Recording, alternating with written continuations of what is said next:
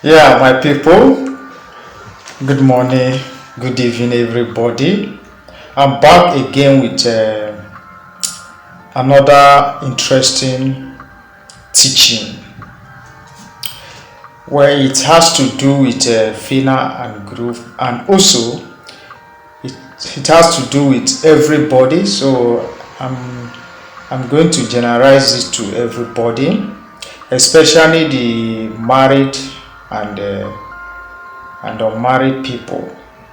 So this teaching is going to help everybody, and I believe that you are going to learn something very positive at the end of this teaching, as usual. All right, thank you and God bless you. What motivated me, what inspired me to bring out these qualifications that can keep two couples together is what happened today, or what is happening between Fina and Groove, about the rumor that is going on internet about Fina's aborting a child or something like that. So I want to teach you some certain things that can make you to stay with your partner forever without separation or misunderstanding. In this life, it's good to know information is power.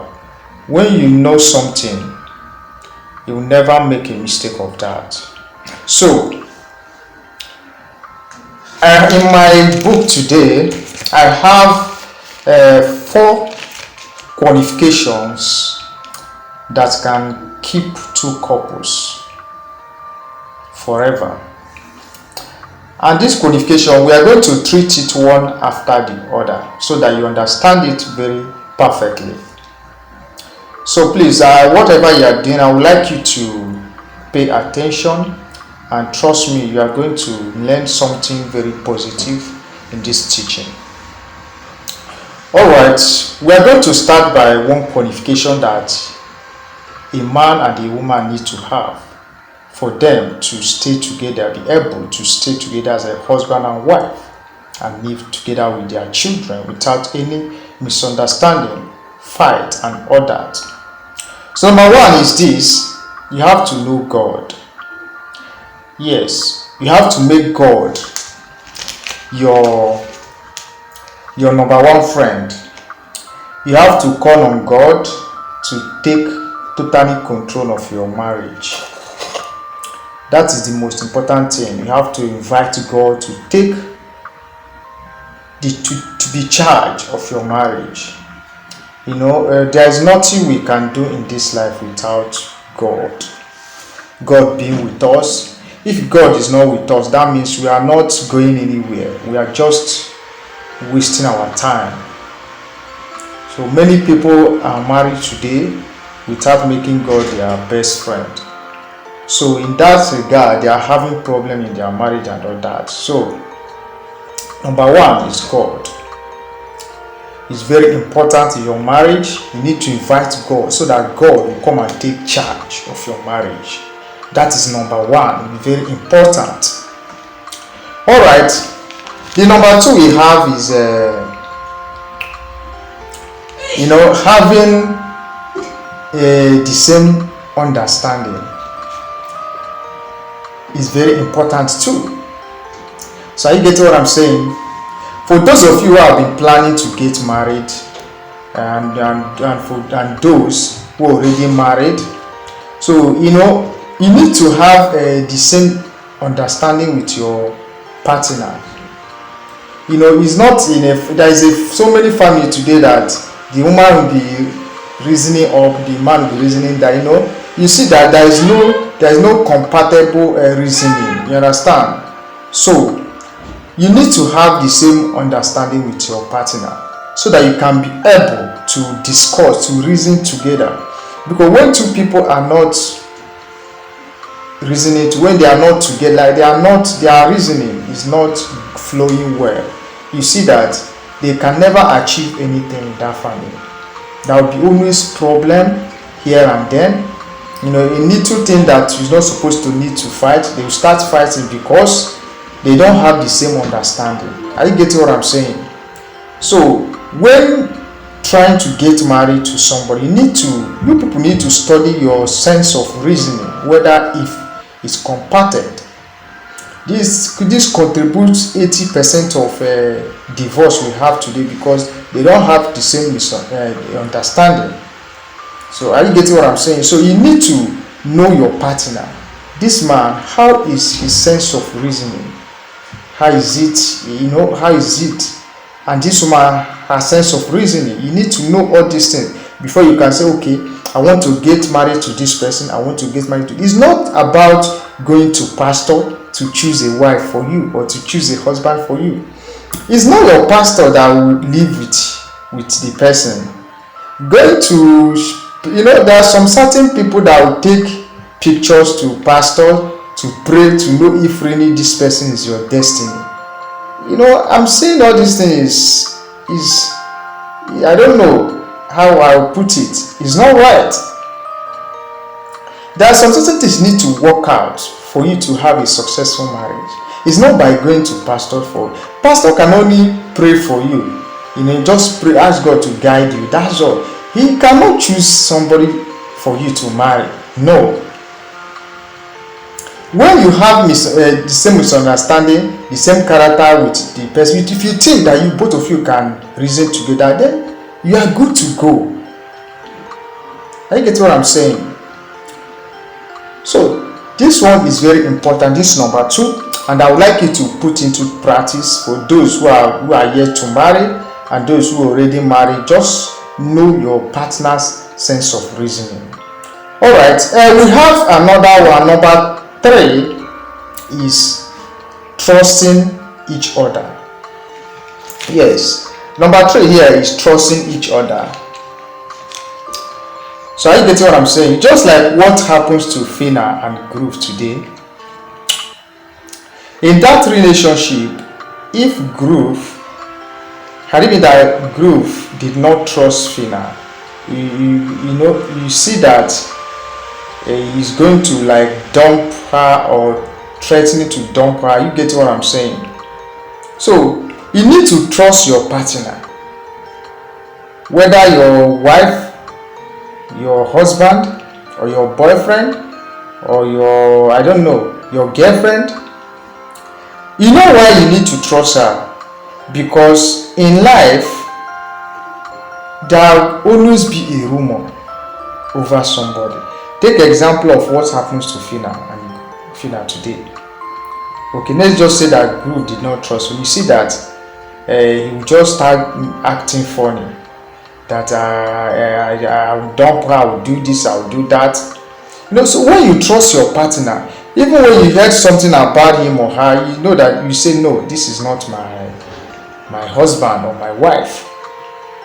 Because some people are good in spreading rumor. When good thing happens to you, they cannot spread it.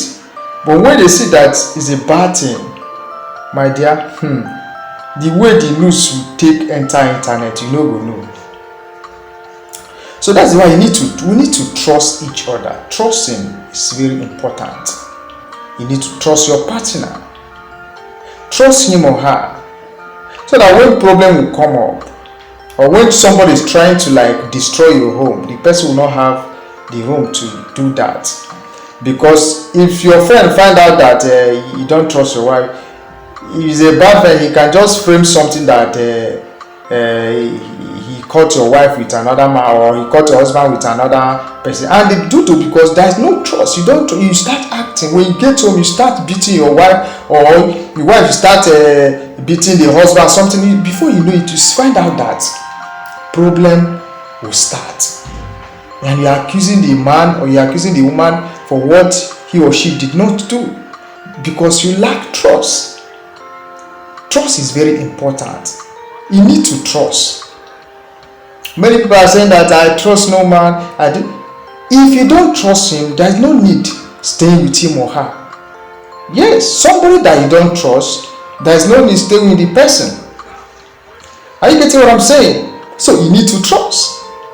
Despite what has how trust have done to so many people, but you still need to trust, especially your partner, so that when rumor came up, you know how to handle it. So that you investigate. You can't just conclude, yes, I know she did it to my wife or my husband, I know, because you don't have a trust. I'm talking to you out there. If you know that you don't have trust, and you are not yet married, or you are married, you better start building that trust, because lack of trust destroys marriage. I'm just telling you the facts. You need to trust.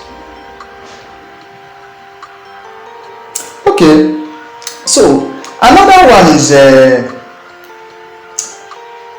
don't be too quick to judge. Yes, don't easily conclude issue. It just related to this number third.